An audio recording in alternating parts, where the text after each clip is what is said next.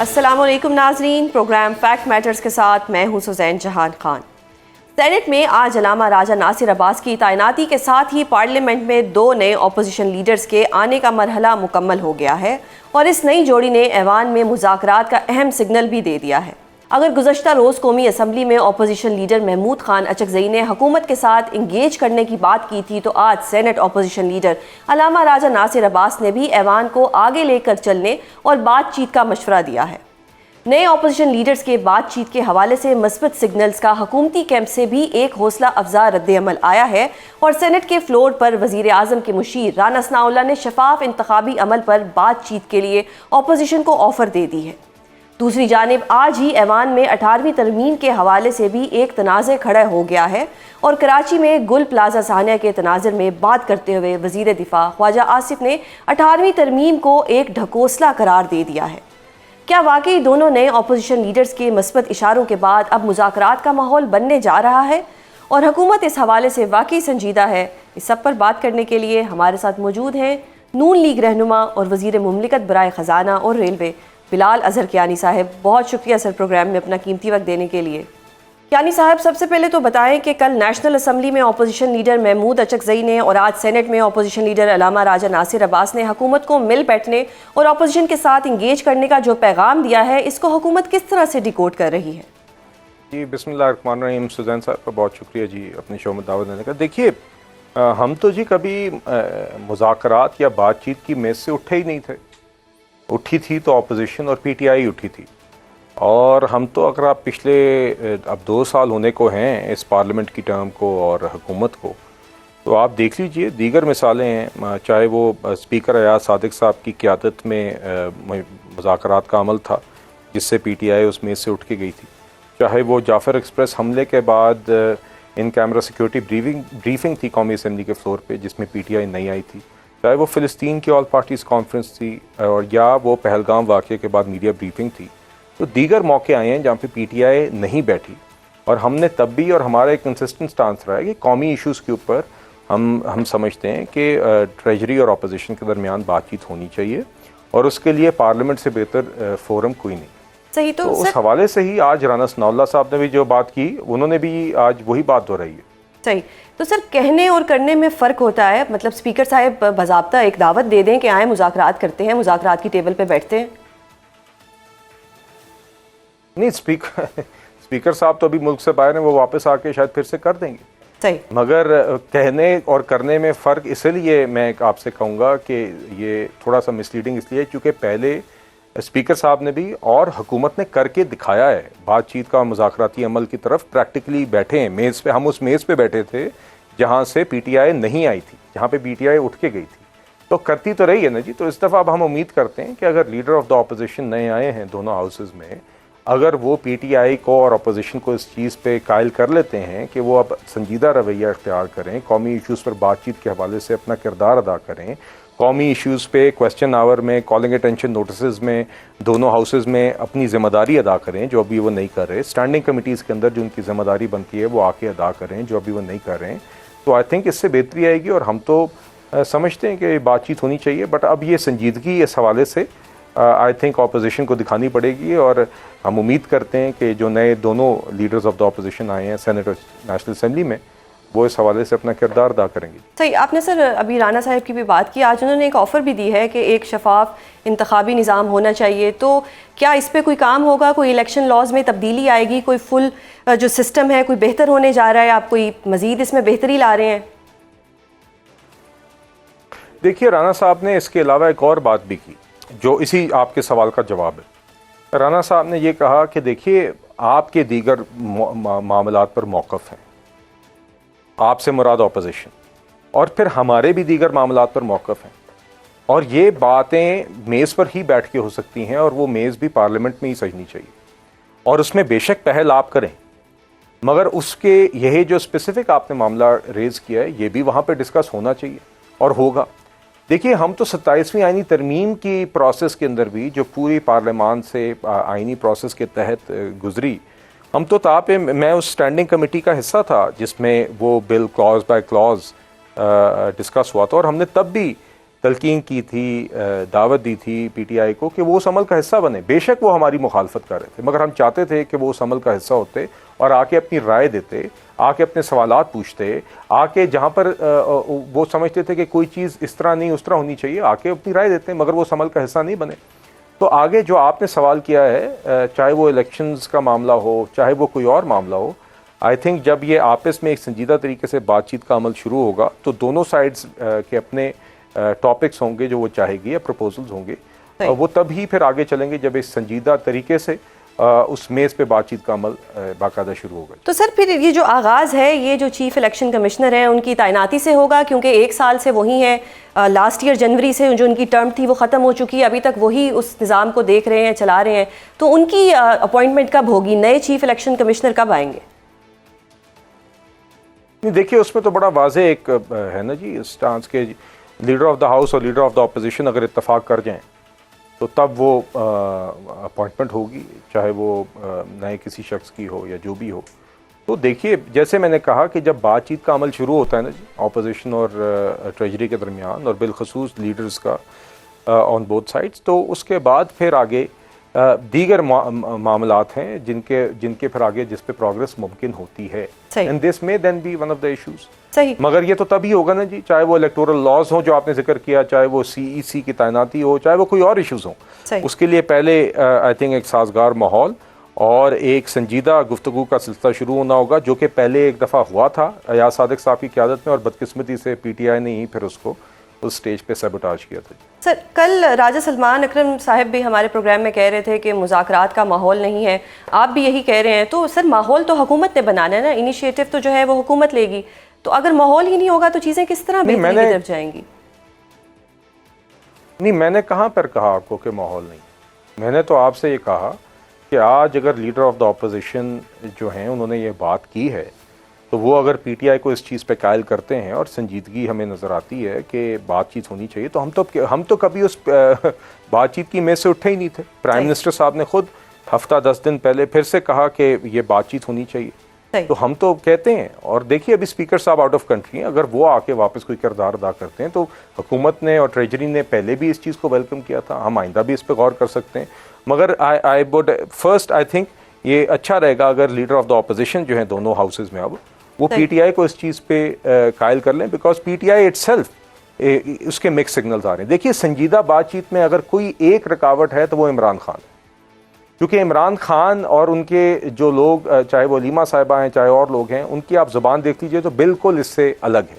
اور ماضی میں بھی ہم نے دیکھا ہے کہ انہوں نے سنجیدہ طریقے سے بات چیت کی صلاحیت نہیں دکھائی. اگر وہ سیریسنس نظر آتی ہے تو بالکل وہ بات چیت ہونی چاہیے. مگر ہم نے تو ابھی تک جو دیکھا ہے وہ عمران خان کا وہی ٹویٹ دیکھا ہے جس میں وہ اپنی افواج پر وہی زبان استعمال کر رہے ہیں جو کہ بھارت استعمال کرتا ہے. یعنی صاحب اب جو یہ نئی جوڑی بنی ہے، اسی لیے جی یہ جو نئی جوڑی بنی ہے، اگر اس نئی جوڑی کی ملاقات خان صاحب سے کرا دی جائے تو شاید جو باہر جب آتے ہیں علیمہ بی بی جو ٹویٹس لے کے آتی ہیں یا کوئی ایسی زبان لاتی ہیں، ان کی ملاقات نہ کرائیں، اس جوڑی کی ملاقات کرا دیں تو شاید کوئی جو سینٹی ہے وہ سامنے آنے لگ جائے اور جو چیزیں ہیں وہ بہتری کی طرف چلی جائیں. دیکھیے سوزین صاحبہ، ملاقاتیں پہلے بھی بڑی عمران خان صاحب سے ہوئی ہیں، آئندہ بھی ہو جائیں گی. اس شخص کا رویہ وزیر اعظم بننے سے پہلے، وزیر اعظم ہونے کے دوران مسلط شدہ ہی صحیح، اور وزیر اعظم ہونے کے بعد کبھی بھی سیاسی اور جمہوری نہیں رہا. اور یہ ایک مستقل مائنڈ سیٹ رہا ہے of an inability to engage with political opponents. Balakot حملے کے بعد اس شخص نے وزیر اعظم ہوتے ہوئے سیکیورٹی بریفنگ اٹینڈ نہیں کی تھی. شہباز شریف صاحب نے بطور لیڈر آف دا اپوزیشن بھونڈے کیس کے اندر انڈر اریسٹ ہونے کے باوجود پروڈکشن آرڈر پر آ کر انہوں نے اٹینڈ کی تھی. انہوں نے اپنا قومی فریضہ ان صورتحال میں بھی انہوں نے کنڈیشنز نہیں رکھی تھیں جس طرح آج پی ٹی آئی رکھتی. تو دیکھیے بات یہ ہے کہ ملاقاتیں آئندہ بھی ہو جائیں گی، مگر بنیادی طور پہ آئی تھنک اب یہ جو دونوں لیڈر آف دا اپوزیشن آئے ہیں یہ پرانے پولیٹیکل فگرز ہیں.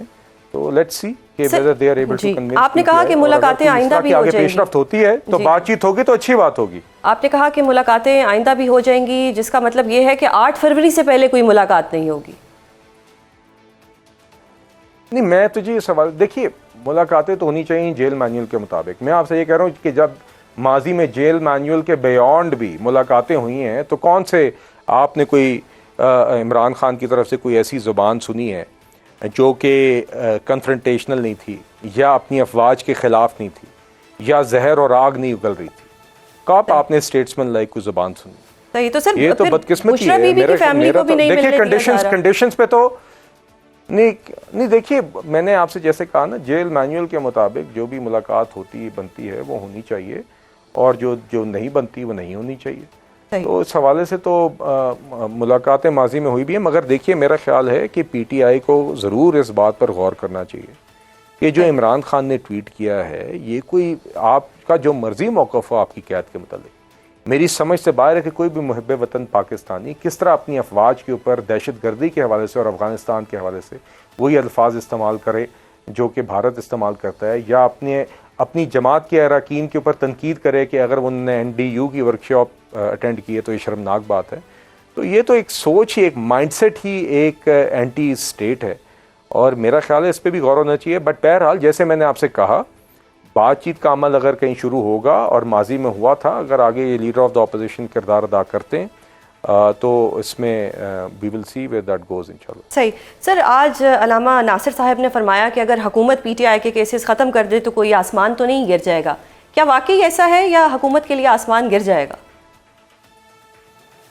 نہیں میرے خیال سے جی دیکھیے بات یہ ہے کیسز تو جرائم پر مبنی ہے، تو جرائم کے اوپر تو کیسز حکومت ختم نہ کر سکتی ہے نہ کرنے چاہیے. اب 190 ملین پاؤنڈ کی آپ مثال لے لیں، ایک اوپن اینڈ شٹ کیس ہے. ایک شخص 190 million pound national crime agency نے پاکستان کی حکومت کو دیے، وہ رقم وصول کرنے کے بعد ایک پاکستانی شہری سے بطور سیٹلمنٹ، اور پاکستان کی حکومت کو اس لیے دیے گئے کہ یہ پاکستان کی عوام کے پیسے ہیں. تو عمران خان صاحب نے کابینہ کے فورم کو استعمال کر کے وہ 190 ملین پاؤنڈ واپس اسی شخص کی جیب میں ڈال دیے، بجائے اس کے کہ وہ حکومتی ترجیحات پر استعمال کرتے، کسی ڈیولپمنٹ پروجیکٹ پہ استعمال کرتے. یہ ڈے لائٹ ایک رابری کی خان صاحب نے کابینہ کے فورم کو استعمال کر کے، بند لفافے استعمال کر کے. اب اس پہ کس طرح وہ کیس ختم ہو، کیوں ختم ہو؟ تو کیانی صاحب اگر کیسز اتنے اسٹرانگ ہیں تو ہائی کورٹ میں کیسز لگ کیوں نہیں رہے؟ دیکھیے یہ تو جوڈیشری کا معاملہ ہے نا جی، یہ تو I can't speak to that, یہ تو جوڈیشری کا معاملہ ہے. اور مگر بنیادی بات یہ ہے کہ جو جرائم ہیں اس کے تو کورٹ کیس چلنے چاہیے اور آگے اس کے لاجیکل کنکلوژن ہونی چاہیے. تو اس لیے اگر آپ یہ کہیں گے کہ ہم نے چوری تو کی ہے مگر چوری کے اوپر ہمیں نہ پوچھا جائے تو پھر ہی سیاست آگے چلے گی، تو ایسا نہیں ہے. اور دوسری بات یہ بھی میں کہنا چاہوں گا سوزین صاحبہ، دیکھیے یہ مذاکرات اور بات چیت کی جو ہم بات کر رہے ہیں جی، یہ کوئی اس کو ہماری کمزوری یا مجبوری نہیں سمجھا جانا چاہیے. یہ ہم سمجھتے ہیں کہ ویسے اوور آل پارلیمنٹری ورکنگ کے لیے بہتر ہے جب ٹریجری اور اپوزیشن بات چیت کرتے ہوئے نظر آتی ہے، اور ہم نے ماضی میں ہی ویلکم کیا تھا، مگر ہرگز بھی یہ ہماری کوئی مجبوری نہیں ہے. تو اسی لیے دیکھیے ہم سمجھتے ہیں کہ آپ اپنے کورٹ کیسز کے میرٹ پہ لڑیں. اس کو اس کے ساتھ کیوں نہیں کرتے ہیں؟ اگر آپ نے 9 مئی کی دن وائلنس کی ہے اور اس کا ایک کورٹ کیس چل رہا ہے، اور یا آپ نے 190 ملین پاؤنڈ کی چوری کی ہے، تو وہ کیسز تو اپنے میرٹ پہ ہونے چاہیے. اس کو آپ اس کے ساتھ کیوں نہیں کر رہے ہیں؟ آپ اپوزیشن کی ایک جماعت ہیں قومی اسمبلی میں اور سینٹ میں، آپ کی خیبر پختونخوا میں حکومت ہے. آپ ان پلیٹ فارمز کے ذریعے قومی ایشوز کے اوپر اپنا موقف لائیں، بجائے اس کے کہ اپنے جرائم کی وجہ سے جو آپ کی قید ہے یا آپ کے کیسز ہیں اس کو آپ اس کام کے ساتھ نتھی کریں. صحیح. کیانی صاحب جس طرح آپ نے کہا کہ مذاکرات ہماری کمزوری نہیں ہے، اس کا مطلب تو یہ ہے کہ آپ اپنی ٹرمز اینڈ کنڈیشنز پر مذاکرات کریں گے؟ نہیں ہرگز یہ نہیں ہے. I don't understand آپ نے یہ کس طرح اس میں سے مطلب نکالا. ایسا مائنڈ میں آیا کہ کمزوری تو ہے نہیں. ہم صرف اس لیے سمجھتے ہیں نہیں دیکھیے نا، وجہ یہ ہے کہ تاثر یہ دیا جاتا ہے کہ جیسے یہ کوئی مجبوری ہے اس لیے حکومت کر رہی ہے.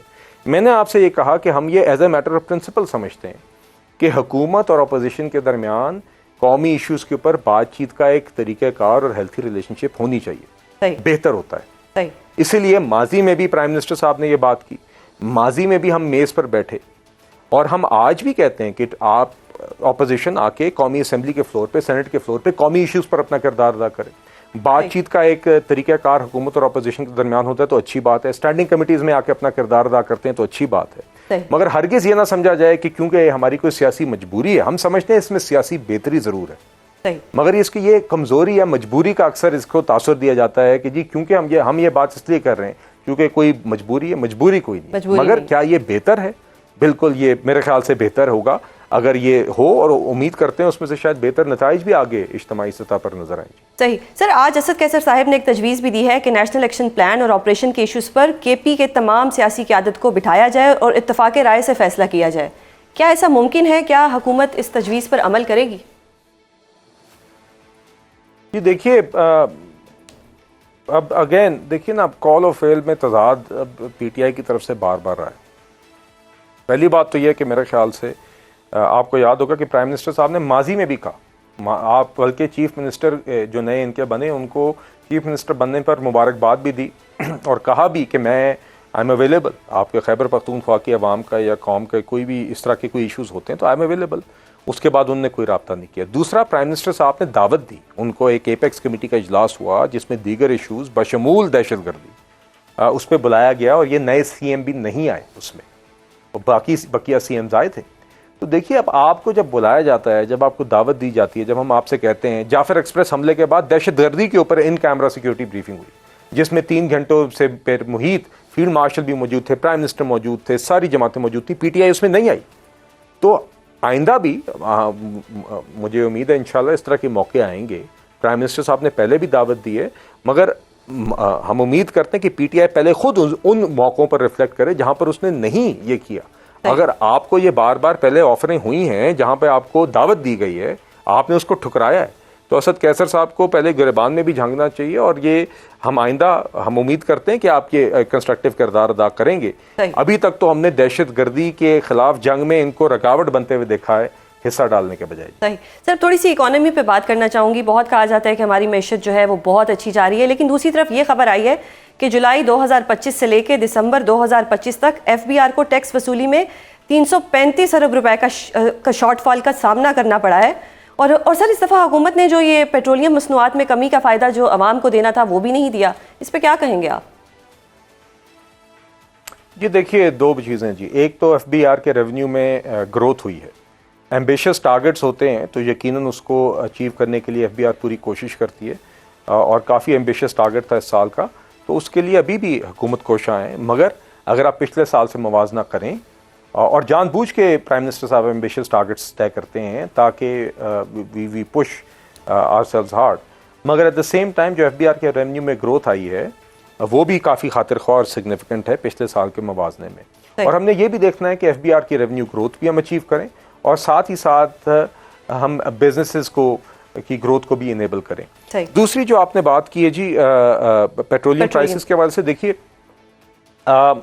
دیکھیے اس میں حکومت جہاں پر حکومت ساری چیزیں بیلنس کرتی ہے جی.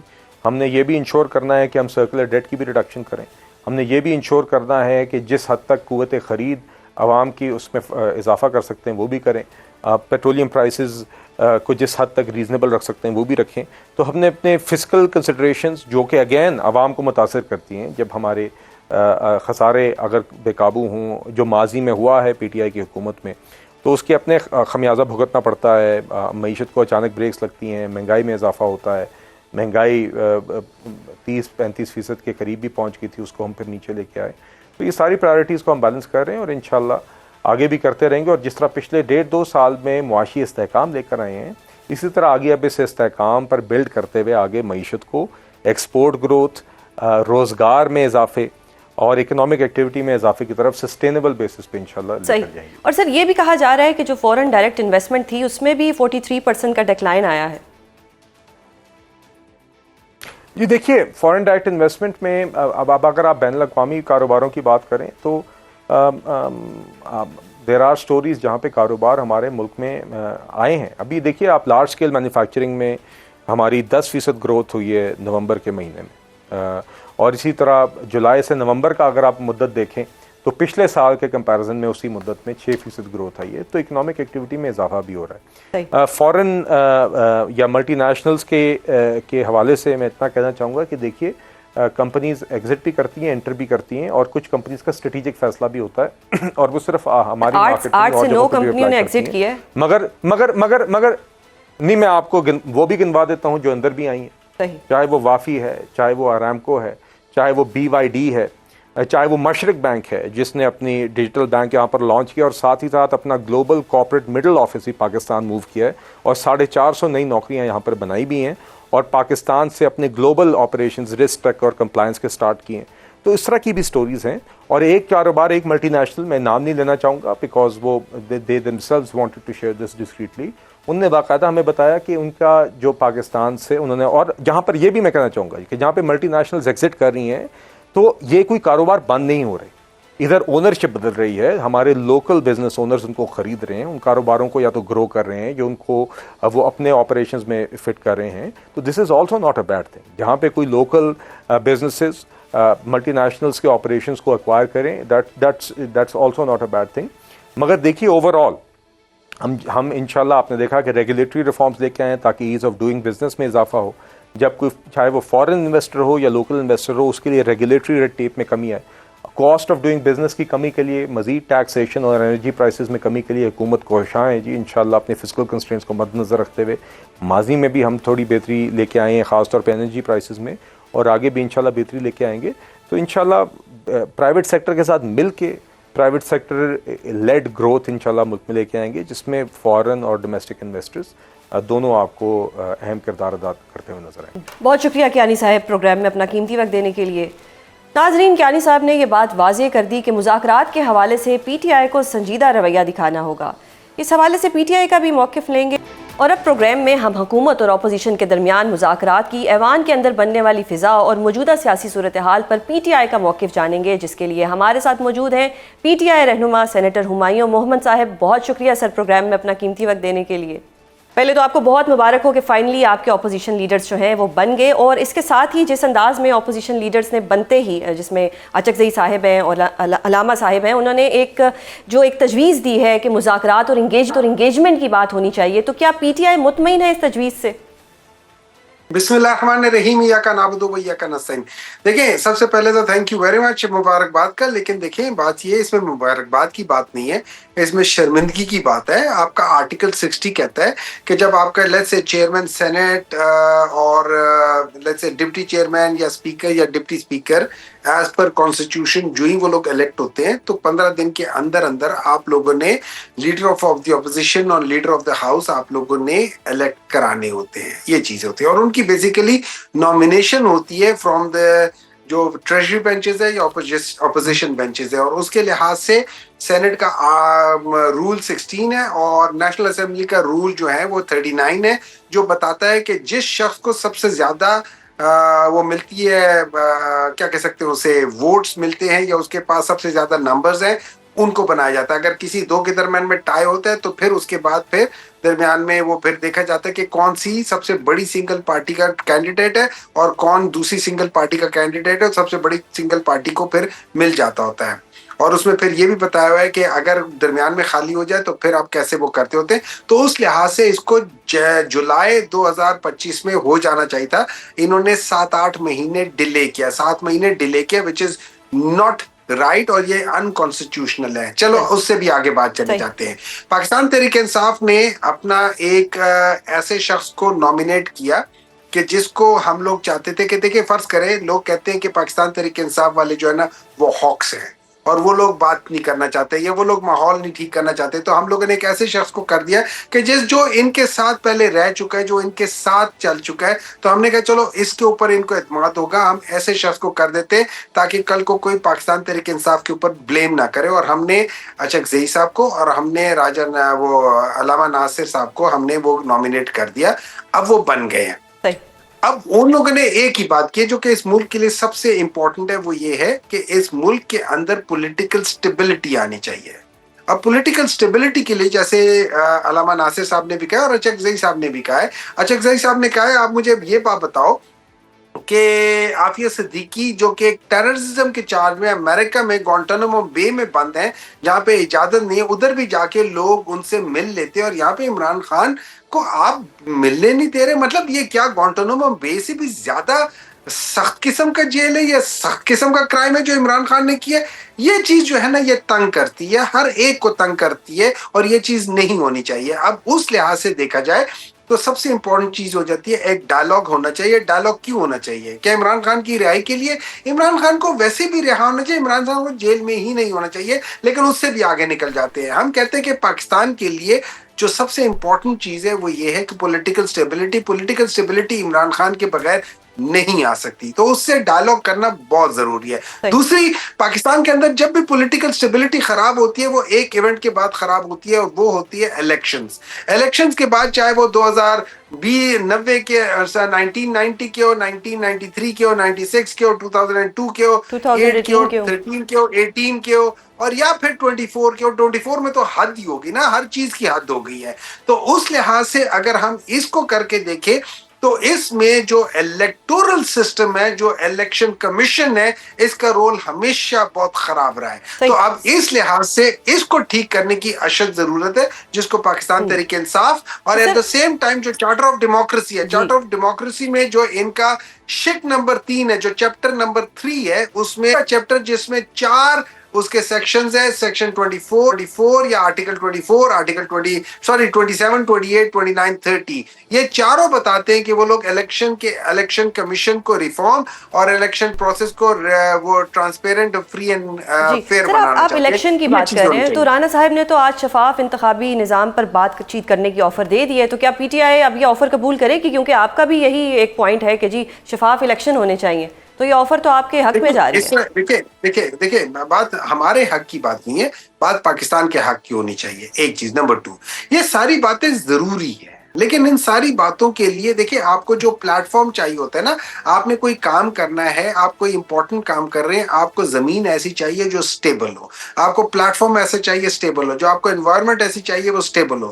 جب تک آپ کے پولیٹیکل سٹیبلٹی نہیں آتی, جو کہ پلیٹ فارم ہے, اس میں نہ آپ کی اکنامیکل سٹیبلٹی آئے گی, نہ آپ کی اس قسم کی جو گورننس کی سٹیبلٹی ہے وہ بھی نہیں آئے گی. اور یہی وہ وجوہات ہیں جس کی وجہ سے 4 سال کی مسلسل کوشش کے باوجود, ایک تو یہ ویسے بھی نکمے ہیں, لیکن اس کے باوجود چونکہ گراؤنڈز بھی ٹھیک نہیں تھے, تو یہاں پہ نہ کوئی SISCV کے بغیر بھی, ان کے باوجود بھی نہ یہاں پہ کوئی انویسٹمنٹ آئی ہے, نہ یہاں کا GDP بڑھا ہے. 4 سال بدترین دور پاکستان کی ہسٹری میں گئے ہیں.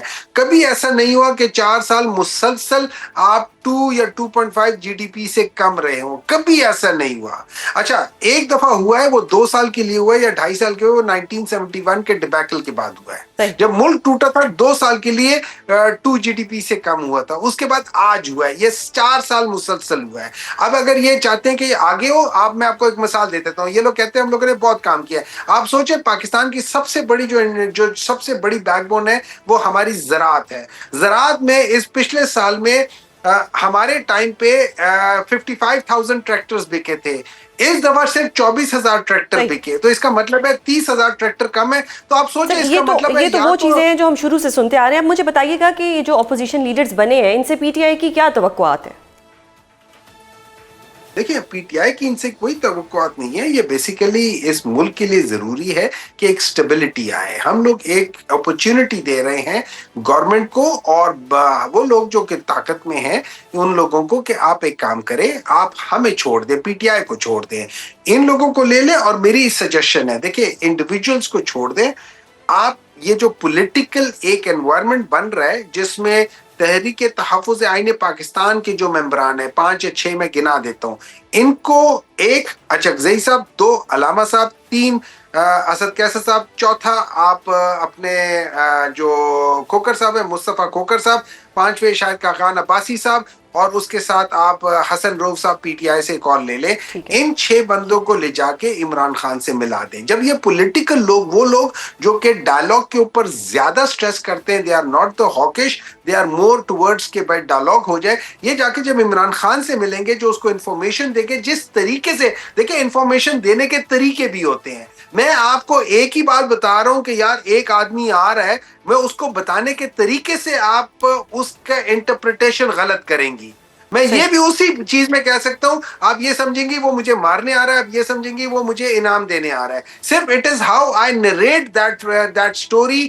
आपके डिसीजन फर्क हो जाएगा। तो उस लिहाज से जब ये पॉलिटिकल लोग जाके मिलेंगे तो जिस तरीके से ये बात करेंगे, आई एम श्योर पाकिस्तान के अंदर स्टेबिलिटी आनी शुरू हो जाएगी। अगर इसमें किसी को कोई प्रॉब्लम है तो इसका मतलब ये, मेरी नजर में इसका मतलब ये है कि उनको पाकिस्तान की फिक्र नहीं है, उनको अपनी जात की फिक्र है, अपनी सीटों की फिक्र है, या अपने पावर की फिक्र है, या इस किस्म की चीजों की फिक्र है। वरना इससे बेहतर एक जो प्रैक्टिकल स्टेप है मेरे ख्याल में नहीं हो सकता। हो सकता है मेरी अंडरस्टैंडिंग जरा लिमिटेड। अच्छा सर, जो मेरी अंडरस्टैंडिंग है उसका मतलब तो ये है कि पीटीआई की आदत पीछे हो जाए, और ये जो 6 नाम आपने बताए अगर ये खान साहब से जाके मिलें तो कोई वे फॉरवर्ड निकल सकता है। इनमें भी पीटीआई की क्यादत शामिल है जी। सही, असद कैसर बीच में शामिल है, बिल्कुल।